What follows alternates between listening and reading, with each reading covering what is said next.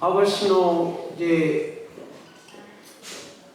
Theme વર્ષ છે અથવા તો જે મુદ્રા લેખ છે અથવા તો જે મુદ્રા લેખનું જે વાક્ય છે કોઈને ખબર છે કયું છે?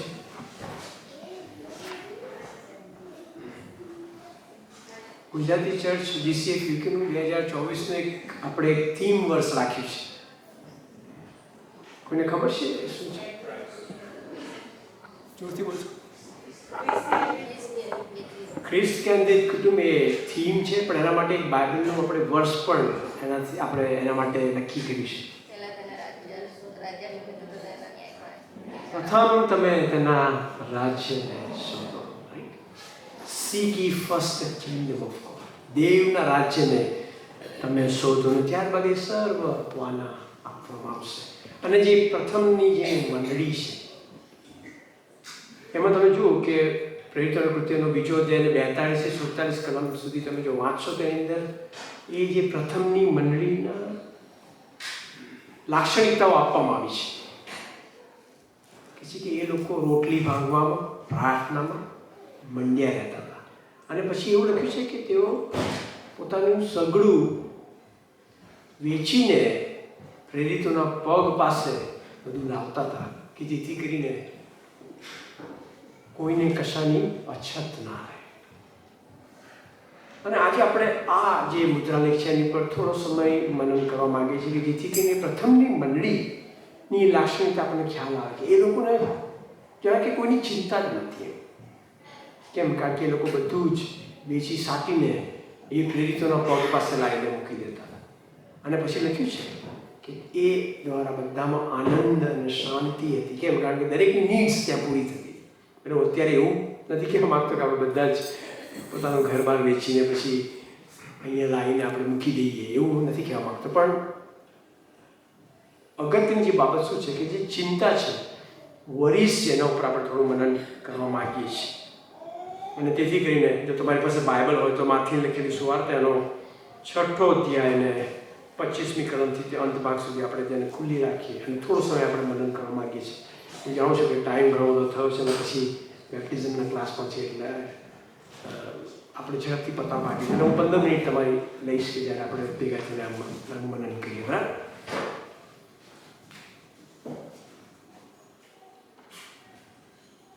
પ્રથમ તમે તેના રાજ્યને શોધો. Seek ye first the kingdom of God. અને ત્યારબાદ એ સગડા વાના આપવામાં આવશે. હવે જે ચિંતા છે એ બહુ સામાન્ય બાબત છે. સોરી, મને નીચું કરું છું જેથી કરીને મને દેખાતો. ચિંતા એ બહુ સામાન્ય બાબત છે કે માણસને સ્વાભાવિક ચિંતા થાય છે.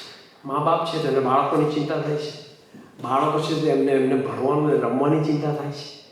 જે જુવાનો છે એ લોકોને પોતાની કરિયરની અને ફ્યુચરની ચિંતા થાય છે. વડીલો છે એ લોકોને હવે પાછલી અમારી જિંદગી કેવી હશે અને પછી અમારા બાળકોનું શું થશે એની ચિંતા થાય છે. જે જુવાનો છે એમને નોકરીની ચિંતા થાય છે. કોઈક ને કોઈક વ્યક્તિને કોઈકની કોઈક બાબતની ચિંતા થાય છે અને એ બહુ સ્વાભાવિક છે, મનુષ્યનો સ્વભાવ છે. અને આ શિષ્યો જે પ્રભુ ઈસુના શિષ્યો હતા એમની સાથે ચાલતા હતા, ફરતા હતા, એ લોકો પણ એ ચિંતાનો એક ભોગ બન્યા હતા. અને એવા સમયે પ્રભુ ઈસુ પછી જે માથી લખેલી સુવાર્તામાં જે પહાડ પરનું ભાષણ આપે છે એમાંના ભાગરૂપે આ ટીચિંગ અહીંયા આપવામાં આવે છે. અને પછી ત્યાં લખ્યું છે કે તમે કશાની ચિંતા ન કરો. પણ એ ચિંતા ન કરવાથી શું પ્રશ્ન દૂર થઈ જાય છે? અને તેથી કરીને 4 બાબતો હું તમારી આગળ આ વચનમાંથી શેર કરવા માંગુ છું. પહેલી જે બાબત છે તો એ કે એટલું હંમેશા નક્કી યાદ રાખજો કે ચિંતાથી કદી આપણી પરિસ્થિતિ બદલાવાની નથી. મારી લાઈફમાં કોઈ પ્રશ્ન આવ્યો અને હું બહુ ચિંતા કરું એવી આશાથી કે એ પ્રશ્ન રિઝોલ્વ થઈ જશે, પણ એવું બનતું નથી. કદી પણ ચિંતાથી એ પ્રશ્નનું નિરાકરણ થતું નથી. પણ એનાથી શું થાય છે? અનનેસેસરી એક પ્રેશર અને એક સ્ટ્રેસ ડેવલપ થાય છે. એટલે હવે આ કહેવું બહુ સહેલું છે, તો જે લોકો ચિંતામાંથી પસાર થાય છે એમને જ ખબર છે. પણ મતલબ એક ઇન્ટેન્શનલ એ ચોઇસ છે મારો ને તમારો. અને જ્યારે પ્રભુને આપણે ઓળખીએ છીએ અને પ્રભુને જીવન સોંપ્યું છે અને જ્યારે આ પ્રશ્નોની મુશ્કેલીઓ આવે છે ત્યારે મારી સમજને મારા અનુભવ પ્રમાણે આપણે એને પ્રભુ ઈસુને સોંપી દેવાની છે. કારણ કે ચિંતા કરવાથી મારો એ પ્રશ્ન એનું નિરાકરણ કંઈ થતું નથી. તમે જુઓ 27મી કલમમાં શું લખ્યું છે? માથીની સુવાર્તા 26 અને 27માં. અને ચિંતા કરવાથી તમારામાંનો કોણ પોતાના કદને હાથભર વધારી શકે છે? અને લુગડા સંબંધિત તમે ચિંતા શા માટે કરો છો? કોણ પોતાના કદને હાથભર પણ વધારી શકે છે? બરાબર, મારી હાઇટનું 1 ઇંચ પણ નથી વધારી શકતો. એટલે ચિંતા કરવાથી કદી આપણા પ્રશ્નોનું નિરાકરણ થતું નથી. અને જો આપણે જાણીએ છીએ કે ચિંતાથી આપણા પ્રશ્નોનું નિરાકરણ થતું નથી, તો પછી એનું સોલ્યુશન શું હોય? સોલ્યુશન એ જ છે કે એ પ્રશ્નને પ્રભુની પાસે લઈ જઈએ. મારા જે સ્પિરિચ્યુઅલ મેન્ટર છે એમની સાથે હું વાત કરતો હતો. હું કોન્ટેમ્પ્લેશનની ટ્રેડિશનમાં અત્યારે કહું છું કે જ્યાં સાયલેન્ટ મેડિટેશન અને પ્રભુની આગળ ધ્યાન ધરવું, એમાં હું અત્યારે પ્રભુ મને લઈ જઈ રહ્યા છે. અને મેં પછી મારા મેન્ટર સાથે વાત કરી, સ્પિરિચ્યુઅલ ડાયરેક્ટર સાથે. મેં કીધું મને છે 5 મિનિટ શાંતિ બસ, પછી જાતના વિચાર આવવા માંડે છે, એટલે ડિસ્ટ્રેક્શન થાય છે. તો મારે શું કરવું? અને પછી એમણે, આ તો 83 વર્ષના એ સિનિયર પ્રીસ્ટ છે અહીંયા ચર્ચમાં, મેં એમણે કીધું, Davidson, give that distraction to Jesus. એ જે તમને મગજનો વિચારો આવ્યા કરે છે ને, પ્રભુ ઈસુને આપી દો. કેમ? કારણ કે he is more than able to handle that thought અથવા દેટ વરી. એટલે આપણે શું કરવાનું છે કે ચિંતા પ્રભુને સોંપી દેવાની છે. બીજી જે બાબત જે આપણે એમાંથી શીખી છે તો એ કે learn to live one day at a time. રોજનો દિવસ એ દિવસ પૂરતો આપણે જીવીએ અને એના માટે આપણે શીખીએ, બહુ જરૂરી છે. One day at a time જીવતા આપણે શીખીએ.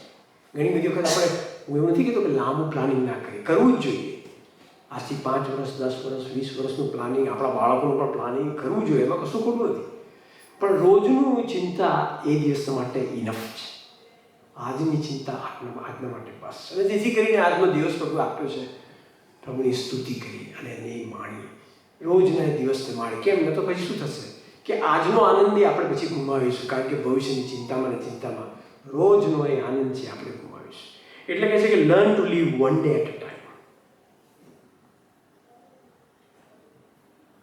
ગીતશાસ્ત્ર 68 અને વર્સ 19માં શું લખ્યું છે કે he is a god who daily bears our burden. ગીતશાસ્ત્ર 68 ને 19માં કહે છે કે એ ઈશ્વર એવો છે કે જે રોજના આપણા બોજાને એ વહન કરે છે. એટલે રોજનો જે બોજો છે એને પ્રભુને સોંપે છે, તો પછી એ દિવસે આપણે આનંદથી, શાંતિથી જીવી શકીએ છીએ. અને તેથી કરીને બીજી બાબત આપણે યાદ રાખીએ કે learn to live one day at a time. ત્રીજી જે બાબત છે એ શું છે? વિશ્વાસ રાખીએ કે ઈશ્વર આપણી સગળી જરૂરિયાતો પૂરી કરશે. આપણે પ્રભુ પર એક ભરોસો રાખીએ. આઈ નો ઇટ ઇઝ ડિફિકલ્ટ, કારણ કે પ્રાર્થનાઓ, પ્રભુ મારી પ્રાર્થનાઓ સંભળાતી નથી, થાકી ગયા બધું પ્રાર્થના કરી. તમે જો મોનિકાના વિશે સાંભળ્યું હોય તો ઓગસ્ટીન, સંત ઓગસ્ટીન પ્રભુ બહુ મહાન સેવક થઈ ગયો અને એમની માતાનું નામ મોનિકા હતું. અને આ જે 4 દીકરાઓનો આ એક દીકરો જે હતો ઓગસ્ટીન, એ બહુ જ, આપણે એને શું કહેવાય અંગ્રેજીમાં, વેગાબોન્ડ જેવો હતો. એટલે એનું જીવન બદતર હતું અને બદફેલીને જીવન જીવતો હતો. પણ એની માં નિયમિત પ્રાર્થના કરે કે પ્રભુ આ મારો દીકરો એક દિવસે તને ઓળખે.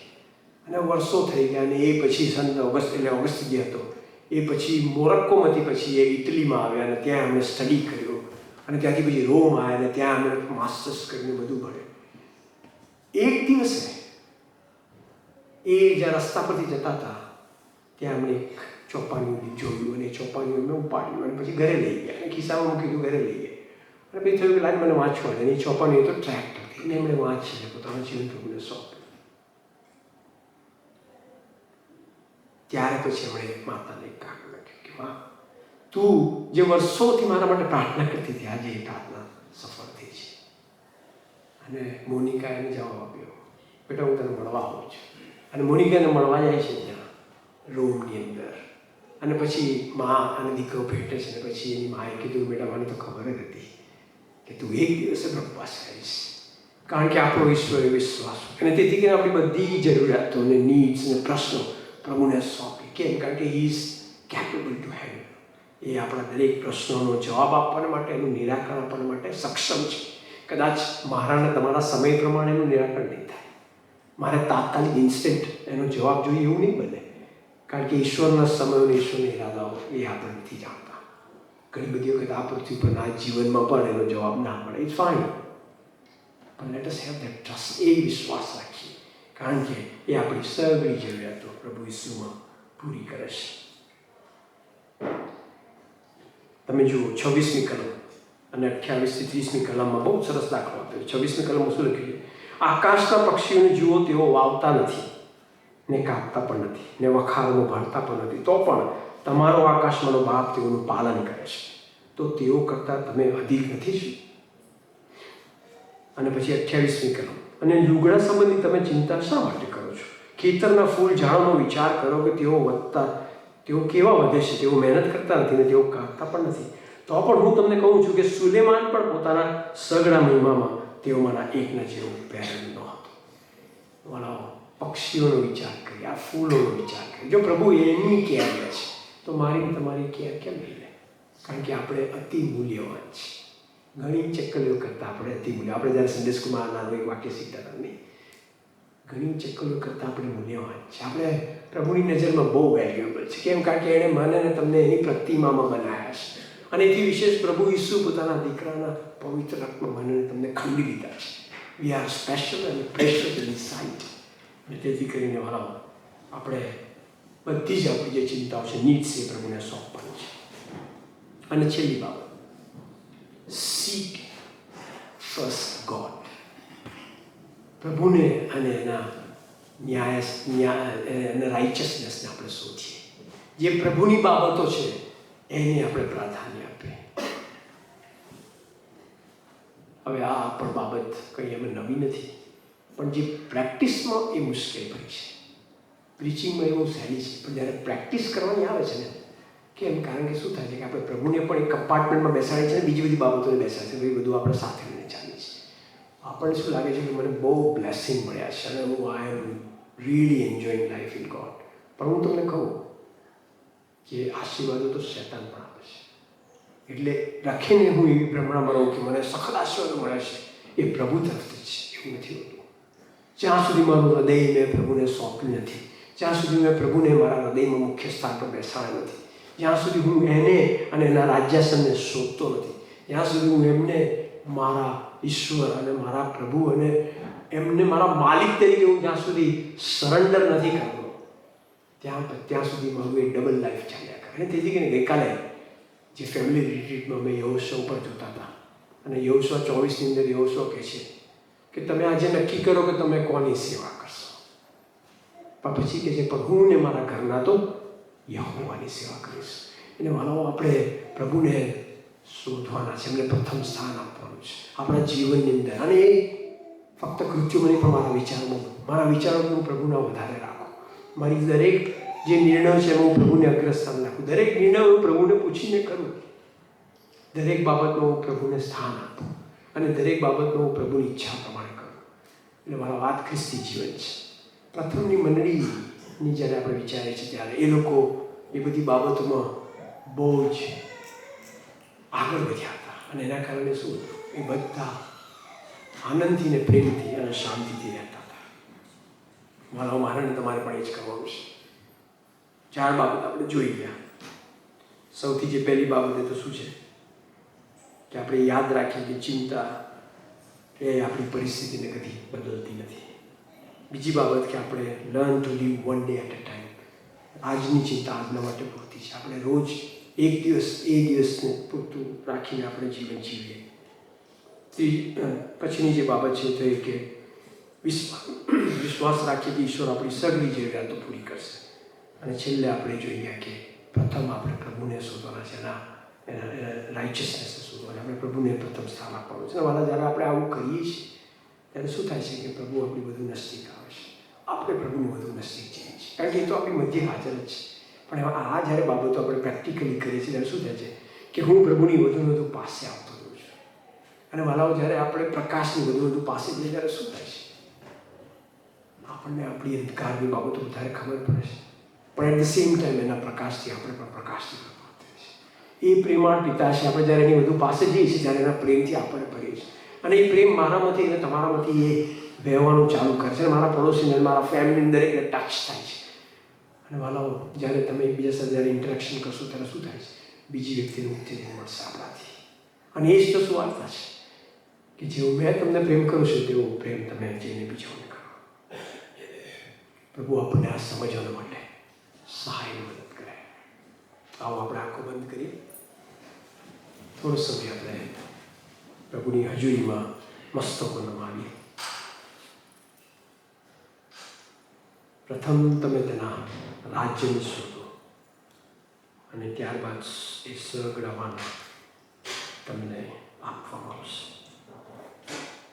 આવતીકાલને સારું ચિંતા ન કરો, કેમ કે આવતીકાલ પોતાની વાતોની ચિંતા કરશે. દાડાને સારું તે દાડાનું દુઃખ બસ છે. એ માટે હું તમને કહું છું કે તમારા જીવને સારું ચિંતા ન કરો કે અમે શું ખાઈશું અથવા શું પીશું, અને તમારા શરીરને સારું ચિંતા ન કરો કે અમે શું પહેરીશું.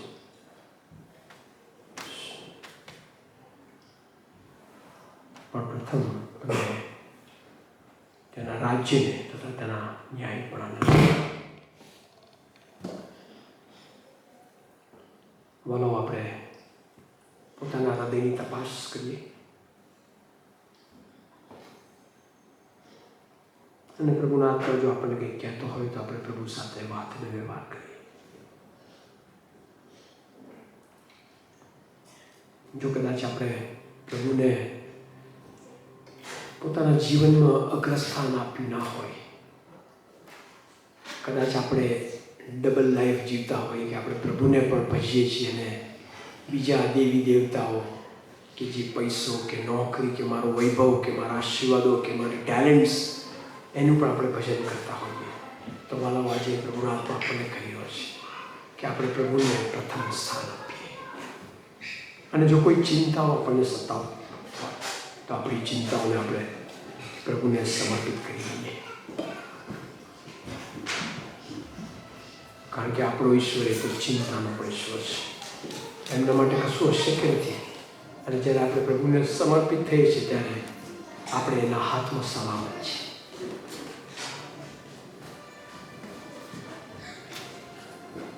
પ્રભુ, અમે તમારો આભાર માનીએ છીએ આ વચનોના માટે.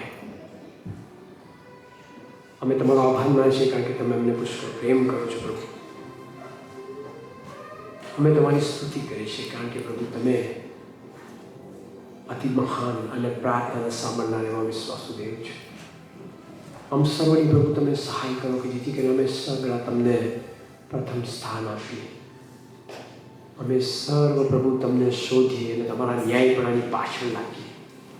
પ્રભુ, અમે ચિંતા ન કરીને ચિંતાને મારો ઈશ્વર ન બનાવીએ. પ્રભુ, મને ખબર છે કે અહીંયા અમારા બેઠેલા અમારા ભાઈ બહેનોમાંથી ઘણા કપરા મુશ્કેલ ભર્યા પ્રશ્નોમાંથી પસાર થઈ રહ્યા છે. પણ પ્રભુ, અમે જ્યારે તમારી તરફ અમારી નજર અને અમારી આંખો ઊંચી કરીએ છીએ ત્યારે અમને વિશ્વાસને ખાતરી થાય છે કે અમારો ઈશ્વર એ તો એ પ્રશ્ન કરતાં પણ મોટો છે. અમારો ઈશ્વર આજે પણ એ સિંહાસન પર બિરાજેલા છે. અમારા ઈશ્વર માટે કશું અશક્ય નથી. આ પ્રભુ, અમે તમારી આજે સ્તુતિ કરી છે. તમને આજે માનને મને ગૌરવ આપી છે. જે હૃદયોમાંથી પ્રાર્થના નીકળી છે પ્રભુ તમે સાંભળી છે. અમે આભાર માનતા સ્તુતિ કરો. એ સૌની પ્રાર્થના તમારા પાસે લાવી છે. પ્રભુ ઈશ્વરના નામમાં માગીએ છીએ માટે સાંભળીને સ્વીકાર કરો. આમેન.